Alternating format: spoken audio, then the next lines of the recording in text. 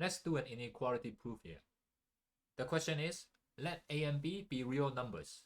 Prove that absolute value of A minus absolute value of B is less than or equal to absolute value of A minus B. Okay, so how do you approach this question?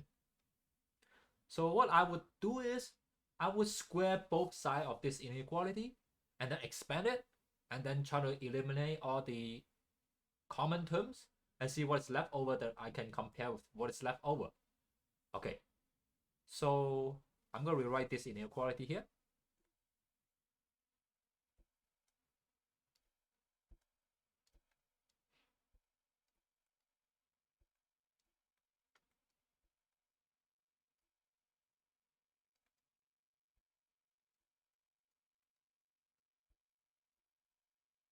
Okay, so like I said just now, I will square both sides. So let me do this.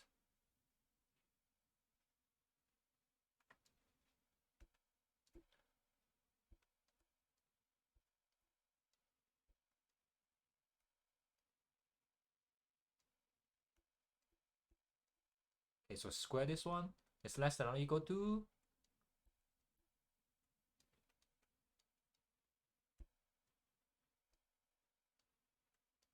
okay, so notice that on the left side here, this one is greater than or equal to 0. It's positive number because you have an absolute value here. And on the right side, it's also the same thing. It's positive.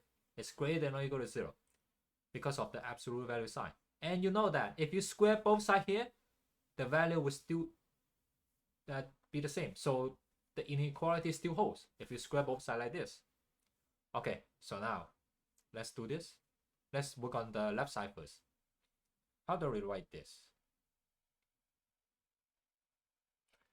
Let me keep the absolute value sign here. So it's like this.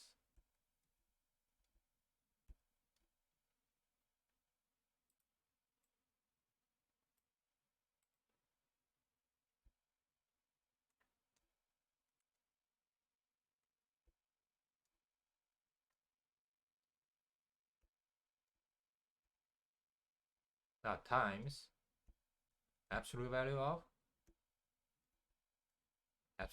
A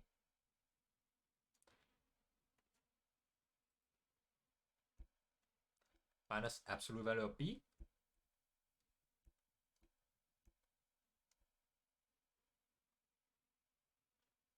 yeah, and it's less than or equal to, how about this side? How do I write this? It's easier. It says absolute value of A minus B times absolute value of A minus B. Okay, so now I need to expand this. Well, when I expand this, I have to keep the absolute value sign, right, of the whole expression. So here, so now absolute value of A times absolute value of A is absolute value of A squared. Now minus absolute value of A times negative absolute value of B. So it's minus absolute value of A times absolute value of B, right? And then negative absolute value of B minus negative B times negative absolute value of B times absolute value of A. So minus same thing, absolute value of A times absolute value of B. Minus minus is plus, so absolute value of B times absolute value of B is now plus absolute value of B squared. Okay, so keep the absolute value sign. So that's how the expanded form of the left side looking like.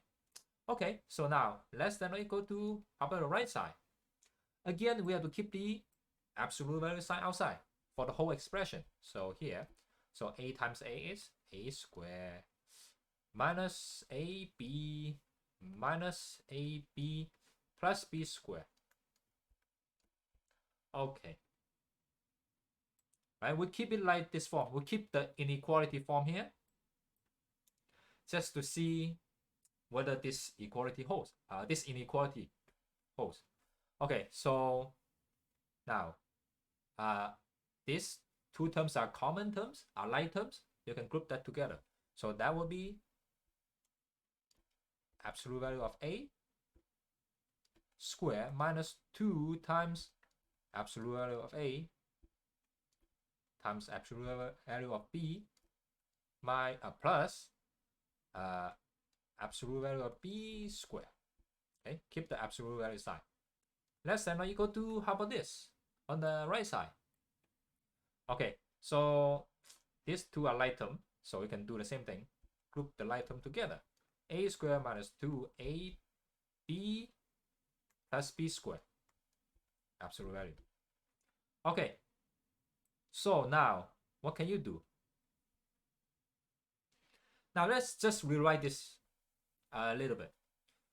Now how about this? Absolute value of a square. What do you think?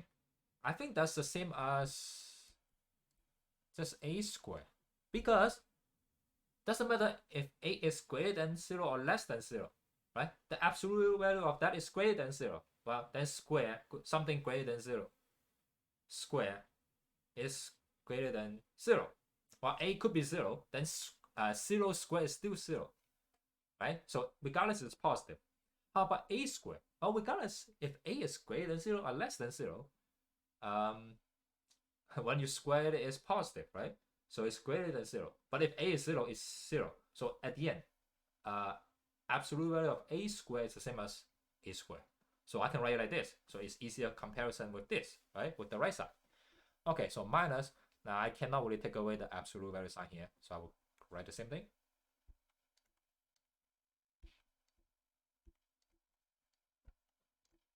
Plus.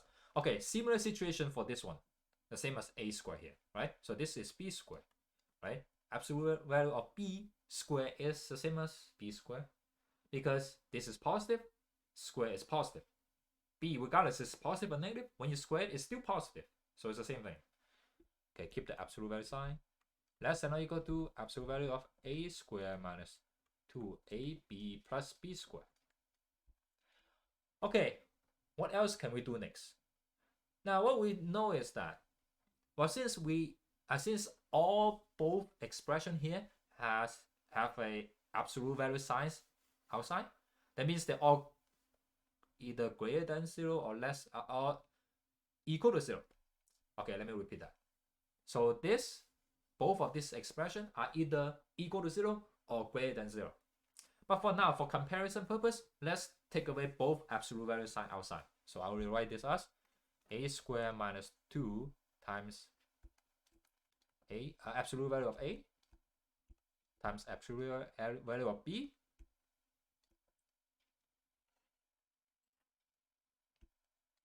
plus b square is less than or equal to a square minus 2ab plus b square. Now, what do we do next?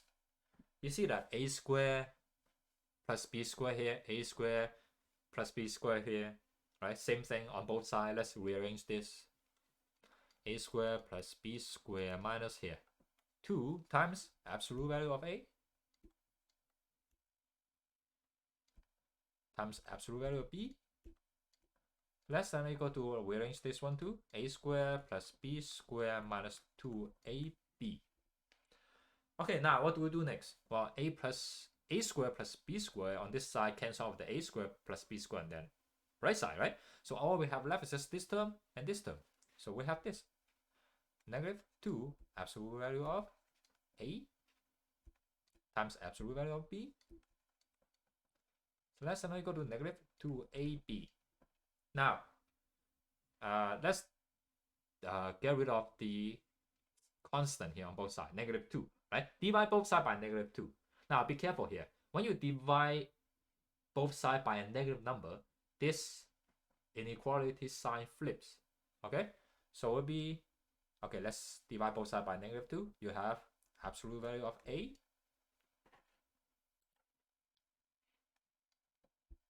times absolute value of b on the left side. Okay, so the side flip is greater than or equal to ab. Okay, so that's what we have here. Is this true? Okay, so let's look at this. Is this true? Okay, we do know that, right? Absolute value of A is either greater than 0 or equal to 0. Absolute value of B is either be greater than 0 or equal to 0. So that means we know that absolute value of A times absolute value of B is greater than or equal to 0. How about A times B? Now we don't know that. A could be negative number, B could be negative number. But if you put the absolute value sign here, they would just become positive. But there's no absolute value sign here. So we have to say that A times B is either greater than or equal to 0 or less than or equal to 0. Well, based on this statement here, right, you have a less than or equal to 0 for A times B. What do you say here? That means A times B could be less than 0, but A absolute value of A times absolute value of B is either equal to 0 or greater than 0. So regardless, this statement is true because absolute value of A times absolute value of B is greater than or equal to absolute value. Well, it's greater than or equal to A times B. And as you can see here, we are keeping this expression all the time. And we just expand to this step here. Okay, so here's the answer. Here's the proof for this inequality. Hope you enjoyed this video. Don't forget to subscribe to my channel. Thank you.